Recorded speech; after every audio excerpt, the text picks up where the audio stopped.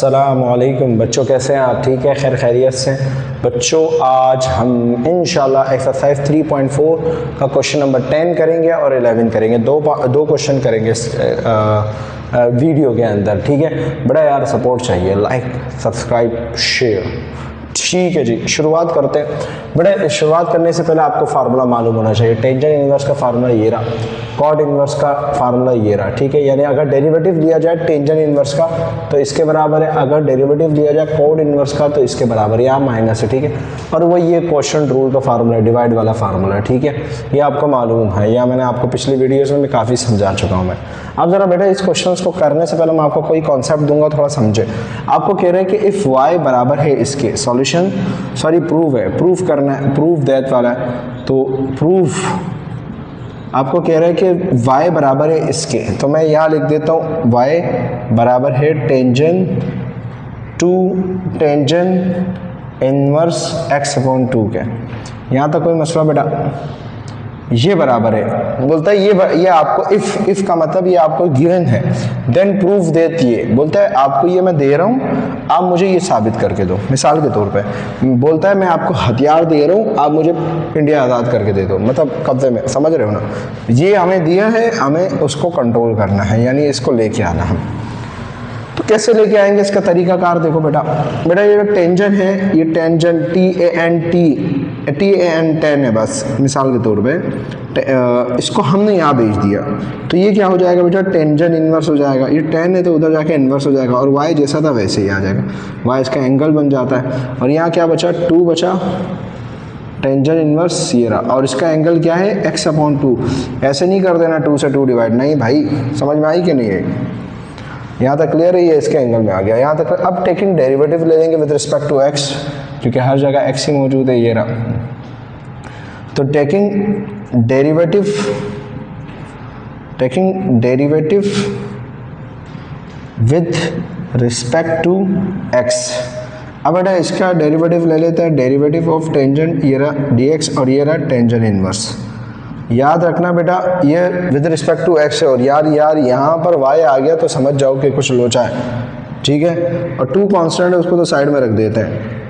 Sorry, derivative of क्या है? Tangent inverse x upon 2। यहाँ तक क्लियर है? 2 तो कांस्टेंट है, उसको साइड में रख दिया, डेरिवेटिव इसका ले लिया। याद रखना ये इसके एंगल में x अपॉन 2, ये बस याद रखना। अब बेटा ज़रा सुन लो, थोड़ा स्टेप समझो बेटा। अब बेटा टेंजेंट इनवर्स का फार्मूला क्या है? देखो बेटा, यहाँ पर x था तो नीचे क्या आ गया था? x आ गया था, ऐसे ही है। और विद रिस्पेक्ट टू x हो रहा था तो पूरा प्रॉपर यही आ गया। लेकिन यहाँ विद रिस्पेक्ट टू x तो हो रहा है, लेकिन साथ में यहाँ पर x की जगह क्या मौजूद है? y। तो अब होगा क्या? अब यही फार्मूला लिखूंगा मैं, ये रहा। जैसे ही मैं लिखूंगा 1/1 प्लस एक्स स्क्वायर, ये इसने टेंजेंट इनवर्स का क्या ले लिया? डेरिवेटिव ले लिया, 1/1 प्लस एक्स स्क्वायर। इस x की जगह क्या लिख देंगे? इधर y है तो यहाँ क्या लिख देंगे? y स्क्वायर बराबर है। लेकिन देखो बेटा, अब डायरेक्ट ये फार्मूला नहीं लिख सकते। अब रीजन क्या है? अब ये क्या करेगा बेटा? अब ये इसके एंगल को पकड़ेगा, क्योंकि इसका एंगल x था तो सेम था, डायरेक्ट आंसर दे दे। लेकिन इसके एंगल में क्या मौजूद है? y, और ये x है, तो ये इसके एंगल को पकड़ेगा, इस y को पकड़ लेगा, ये रहा। और ये y ये जा नहीं सकता, क्योंकि यहाँ पर क्या है? x है, समझ में? और हमें ये ज़रूरत भी है, देखो dy ओवर dx, तो इसलिए ये बन जाता है। यहाँ तक क्लियर है? हमने क्या किया? टेंजेंट इनवर्स का डायरेक्ट फार्मूला लगा दिया, तो 1/1 प्लस एक्स स्क्वायर होता है, तो यहाँ y था तो y स्क्वायर लगा दिया, और फिर इसने एंगल को पकड़ा तो उसको छोड़ा नहीं। अगर यहाँ पर x होता, सोचो, तो dx ओवर dx क्या होता है? 1 होता, तो डायरेक्ट यही फार्मूला आ जाता या नहीं आ जाता? मतलब इसके अगर y की जगह x होता, dx ओवर dx 1 होता, पूरा 1/1 प्लस y की जगह x स्क्वायर हो जाता, यही आ जाता। लेकिन बहरहाल यहाँ y है। अब देखो बेटा एक और मसला है, ज़रा सुन लो बेटा। अगर मेरे पास टेंजेंट इनवर्स x है और डेरिवेटिव ले लिया जाए इसका, तो वो बराबर होता है 1/1 प्लस एक्स स्क्वायर। यहाँ तक क्लियर है बेटा? ज़रा सुन लो बेटा, एक ही बार समझा रहा हूँ, बाकी सबके लिए भी यही होगा, चाहे वो साइन का हो, कॉस का हो, कॉसेक का हो, कॉड का हो, यही होगा। अब बेटा यहाँ पर x है तो यहाँ पर x आ गया। अगर मैं यहाँ पर टेंजेंट की जगह x की जगह मैं यहाँ लगा दूँ क्या?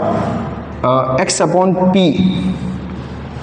क्या लगा दूँ? x अपॉन p, तो फर्क क्या आएगा बेटा? 1 का 1 1 का 1 प्लस का प्लस, x की जगह क्या आ जाएगा, x अपॉन p, और ऊपर क्या लगा हुआ है स्क्वायर, तो स्क्वायर हो जाएगा। यहाँ तक क्लियर है। फिर से बताता हूँ, अगर मैं tangent d over d inverse का इनवर्स x की जगह मैं लगा दूँ x अपॉन y, तो अब क्या होगा, 1 का 1 प्लस x की जगह क्या आएगा, यहाँ पर x की जगह क्या है x अपॉन y, तो x अपॉन y और ऊपर क्या लग जाएगा स्क्वायर।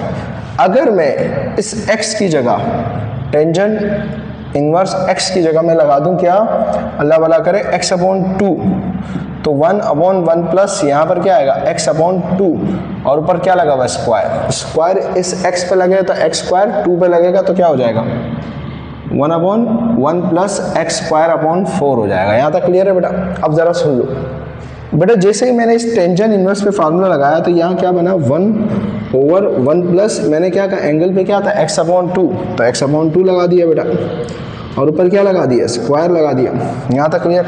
लेकिन याद रखना जब मैंने इसके ऊपर डेरिवेटिव लगाया, अब आपको मैंने क्या कहा कि अगर x होता सिंपल तो डायरेक्ट ये x दे देते, यही आंसर था। लेकिन जैसे ही यहाँ पर x अपॉन 2 लगा, x अपॉन 2, तो ये एक और डेरिवेटिव ले लेता है, एक और डेरिवेटिव ले लेता है इसके एंगल का, x अपॉन 2 का, ये रहा। यहाँ तक क्लियर है। अब देखो मिसाल के तौर पे यहाँ पर x अपॉन p है, तो ये क्या करेगा एक और डेरिवेटिव लेगा x अपॉन p का, ये रहा। सही है। इनवर्स लगाने के बाद अगर देखो यहाँ x अपॉन ये है y है, तो ये एक और डेरिवेटिव लेगा एंगल का x अपॉन y का। अब जैसे यहाँ पर x है, डायरेक्ट फार्मूला का, अब डेरिवेटिव ले लेगा x का, तो डेरिवेटिव dx ओवर dx क्या होता है 1 के बराबर होता है, इसलिए हम लोग नहीं लिखते क्योंकि सेम है। डिफरेंट होगा तो भाई लाजमी बात है उस बेस को पकड़ेगा लाजमी। जी मिस क्लियर हो बेटा। अब क्या करेगा बेटा, ये इसके एंगल को भी पकड़ लेगा, डेरिवेटिव ऑफ x अपॉन 2, यहाँ तक क्लियर है। इसके एंगल को भी पकड़ लिया, सही है, x अपॉन 2 को भी पकड़ लिया। यहाँ तक क्लियर हो गया बेटा, आपको समझ में आ गया होगा उम्मीद करता हूँ। अब बेटा क्या है यहाँ पर 1 का 1 प्लस वाई स्क्वायर, यहाँ तक क्लियर है, dy over dx as it is copy कर लिया मैंने, ये रहा, इक्वल 2 का 2, 2 1 चलो 2 का 2 ऐसे रहने देते हैं अभी। और यहाँ क्या है डॉट मल्टीप्लाई हो रहा है किससे, इससे। अब जरा देखो बेटा, ये 1 का 1 लिख दिया मैंने, प्लस का प्लस, ये स्क्वायर इस x पे लगा तो क्या हो गया x स्क्वायर, अभी बताया स्क्वायर x पे लगा 2 पे लगेगा तो 2 क्या हो जाएगा 4 हो जाएगा। यहाँ तक क्लियर है। और डेरिवेटिव किसका ले रहे हो बेटा, यहाँ देखो x अपॉन 2 का, 2 तो कांस्टेंट है, 2 तो बाहर आ जाएगा, ऊपर 1 लिख देते कोई मसला नहीं, और ऊपर ये x इसको पकड़ लेगा। बताओ इसका क्या डेरिवेटिव होता है, 1 होता है, तो 1 होता है, ये इससे मल्टीप्लाई होता है 1 अपॉन 2 आया, तो इसका डायरेक्ट क्या आएगा बेटा 1 अपॉन 2 आ जाएगा। यहाँ तक कोई मसला बेटा, कोई प्रॉब्लम है नहीं। अब बेटा 2 है, 2 से 2 क्या हो गया कैंसिल हो गया। यहाँ तक क्लियर। अब बेटा इसके एलसीएम ले लेते हैं, इसके नीचे 1 है, देख रहे हो 1 है, दिखता नहीं है बेटा, 4 1 जा क्या हो गया 4, फिर ये 4 इस 1 से मल्टीप्लाई होगा, 4 1 जा 4, फिर ये 1 इससे मल्टीप्लाई होगा, क्या हो जाएगा 1x स्क्वायर। यहाँ तक और फिर डिवाइड हो रहा है, ऊपर क्या है 1, यहाँ तक कोई मसला। और ये 2 2 तो कैंसिल, 1 1 जा 1 हो गया। यहाँ तक क्लियर है। अब देखो बेटा, ये 4 क्या डिवाइड होता है कैसे, मिसाल के तौर पर 1 डिवाइड हो रहा है 4 प्लस x स्क्वायर अपॉन 4 से, ये 1 लिख दिया मैंने, ये रहा, डिवाइड लिख दिया, ये रहा, इस डिवाइड को मैंने यहाँ लिखा, ये रहा, फिर ये लिख दिया। अब डिवाइड मल्टीप्लाई में चेंज होता है, नीचे वाला ऊपर, ऊपर वाला क्या हो जाता है नीचे, तो डायरेक्ट मैं लिख रहा हूँ 4 ऊपर गया और ये 4 प्लस x स्क्वायर हो गया। और बेटा यहाँ देखो, यहाँ क्या बचा 1 over 1 plus Y square dy over dx। यहाँ तक क्लियर है, यहाँ तक क्लियर बेटा। अब बेटा ये 1 प्लस वाई स्क्वायर इधर डिवाइड हो रहा है, इसको एज इट इज लिखा मैंने, ये 4 लिखा मैंने, ये रहा, ठीक है, इसको ब्रैकेट में डाल देते, कोई फर्क नहीं पड़ता, मल्टीप्लाई वैसे ही हो रहा है। ये 1 प्लस वाई स्क्वायर नीचे डिनोमिनेटर में, उधर अच्छा इसको भी लिख देता हूँ मैं, ये रहा 4 प्लस एक्स स्क्वायर, ठीक है। इस 4 को तो मैंने बाहर निकाल दिया तक। ये क्या है, यहाँ 1 बचा, 4 1 जा 4 होता है, वापस वही आएगा, ठीक है। मान लो अभी बेटा ये नीचे है, ये उधर जाएगा, किधर चला जाएगा, ऊपर चला जाएगा, और यहाँ 1 बचा, 1 की कोई वैल्यू नहीं होती। यहाँ तक क्लियर है बेटा, यहाँ तक आपको समझ में आ गया। मैं इसको मिटा देता हूँ बेटा, यहाँ तक क्लियर है, ठीक है। अब जरा बात सुनो बेटा, आपको यही तो चाहिए था, dy ओवर dx बराबर है 4 1 plus Y square 4 plus X square, यही तो चाहिए था। तो हम कहेंगे हैंस प्रूव्ड। ये क्या हो गया, प्रूव्ड हो गया। समझ में आ गए। अब बेटा क्या करेंगे हम, क्वेश्चन नंबर 11 का आगाज़ करेंगे। क्वेश्चन नंबर 12 10 तो समझ में आ गया, तो 11 समझने की कोशिश करते हैं बेटा। मैं क्वेश्चन नंबर 11 लिख देता हूँ। क्वेश्चन नंबर 11 कॉपी कर लिया मैंने। क्वेश्चन नंबर 11 को सॉल्व करते हैं। बेटा देखो यहाँ देखो आपसे कह रहा है कि y बराबर है इसके, देन प्रूव दैट ये। तो हम जो इफ़ कंडीशन गिवन है उसको लिख देते हैं, y अपॉन x बराबर किसके, tangent inverse x upon y के। ये हमें गिवन है, बराबर है बेटा। बेटा एक प्रॉपर्टी है मैं आपके सामने लिख रहा हूँ आप, ताकि आप लोग समझो इसको। बेटा tangent inverse x upon y, ये दिख रहा है बेटा आपको, ये बराबर होता है cot inverse y upon x के। अब देखो बेटा बात सुनो, तवज्जो दो मेरी बात सुनो। टेंजेंट किसका रेसिप्रोकल होता है? टेंजेंट का फार्मूला होता है sine theta upon cos theta, और कोड का क्या होता है, कॉस अपॉन साइन थीटा, है कि नहीं? यानी मालूम हुआ कि टेंजेंट का इन्वर्स क्या होता है, x upon Y, cot inverse y upon x। यानी ये y ऊपर ये x नीचे। ऐसा क्यों किया हमने, रीज़न क्या है, इसकी वजह क्या है? क्योंकि बेटा हमें जो प्रूफ करना है वो y अपॉन x करना है, और यहाँ पर टेंजेंट के पास क्या है, x अपॉन y। तो हमने इसको क्या कर दिया, प्रॉपर्टी लिख दी cot inverse y upon x। तो आप इसको कर ले, नहीं तो बेटा अपनी खोपड़ी खोल के रखकर टेंजेंट इन्वर्स की जगह सिर्फ कॉट इन्वर्स लिखना है और y अपॉन x लिखना है।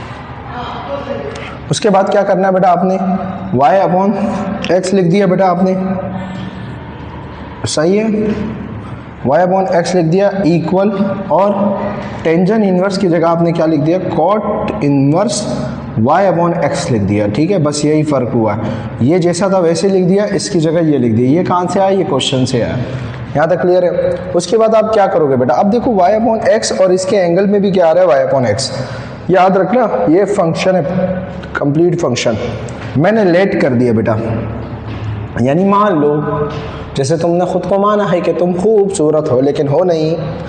लेट u बराबर किसके, y अपॉन x के, ये मैंने लेट कर लिया। रीज़न क्या है, अगर मैं डायरेक्ट डेरिवेट करता, डिफ्रेंशिएट करता, तो फिर बेटा क्या होता, y अपॉन x का मतलब क्या है, डिवाइड का फार्मूला यहाँ भी लगता, क्योंकि y भी वेरिएबल है, x भी वेरिएबल है।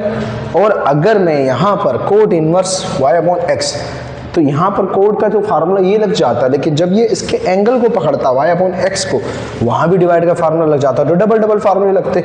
तो बेहतर क्या है, शॉर्टकट रास्ता क्या है, हम इन चीज़ों से बचें।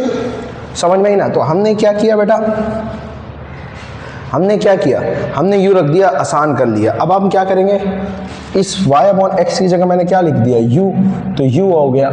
फिर इस कॉट इनवर्स को लिखा मैंने, ठीक है, और y अपॉन x की जगह क्या लिखा, u, ये आ गया। अब बेटा बात सुनो, मैं इसको डिफरेंशिएट कर दूंगा। मैं लिख रहा हूँ taking derivative with respect to x। ठीक है, हम लोग याद रखना विद रिस्पेक्ट टू x ही करेंगे, x है, सही है, dy ओवर x यहाँ दिख रहा है, x के रिस्पेक्ट से, नीचे x है तो x के रिस्पेक्ट है, तो du ओवर dx हो जाएगा, और यहाँ भी क्या हो जाएगा, d over dx cot inverse u। अब बेटा बात सुनो, du ओवर dx का कुछ नहीं हो सकता, क्योंकि यहाँ पर x से यहाँ पर du है, फर्क नहीं पड़ता, ये जैसा है बेटा ऐसे ही रहेगा, माजरत के साथ। ये आ गया, सही है, यहाँ तक कोई मसला। और बेटा d over dx cot inverse का फार्मूला क्या है, -1 अपॉन 1 प्लस x स्क्वायर है। वहाँ देख रहे हो क्या लिखा हुआ है, x स्क्वायर। यहाँ तक क्लियर है? लेकिन x की जगह यहाँ पर क्या लिखा हुआ है, u, तो u स्क्वायर हो जाएगा। उसके बाद बेटा यहाँ देखो, यहाँ x था तो इसके एंगल में भी x था, तो डायरेक्ट ये आ गया, लेकिन यहाँ पर x है और इसके एंगल में u है, तो ये क्या करेगा, इस d ओवर dx यानी इस u को पकड़ लेगा, ये छोड़ेगा नहीं। समझ रहे हो, बहुत जालिम है ये। अब क्या करना है बेटा, अब काम करना है, क्या करना है, काम। अब आप क्या काम करोगे बेटा, du ओवर dx, ये माइनस में बेटा, ये उधर जाएगा तो किस में हो जाएगा, प्लस में हो जाएगा, यानी ये पूरा का पूरा माइनस में है, उधर जाके क्या हो जाएगा बेटा, प्लस में हो जाएगा। तो du over dx equal to 0। यहाँ तक क्लियर है बेटा? इन दोनों में से कॉमन क्या निकल रहा है, du ओवर dx। ठीक है, तो यहाँ क्या बचा बेटा, ये पूरा कॉमन निकले, यहाँ 1 बचा और यहाँ से क्या ये पूरा कॉमन निकला तो यहाँ से क्या बचा 1/1 प्लस यू स्क्वायर बचा। यहाँ तक क्लियर है बेटा? यहाँ तक कोई मसला तो नहीं है, ठीक है। अब आप मुझे बताएं, ये पूरा मैं एलसीएम नहीं निकाल रहा, ये पूरा इससे मल्टीप्लाई हो रहा है। अगर मैं कहूँ ये पूरा उधर जाके डिवाइड हो जाए तो क्या बन जाएगा? 0 बन जाएगा। जरा देखो 0 है, ये पूरा उधर चला गया, इधर देख रहे हो 1 प्लस यू स्क्वायर, ये पूरा क्या हो जाएगा 0। तो ये 0 लिख दिया मैंने, और u की जगह वापस रिप्लेस कर रहा हूँ मैं, यानी d/dx u की जगह वापस क्या रख दिया मैंने? y/x। समझ में आ गई? यानी y/x आ गया अभी। अब आप मुझे बताइए कि dy/x क्या है।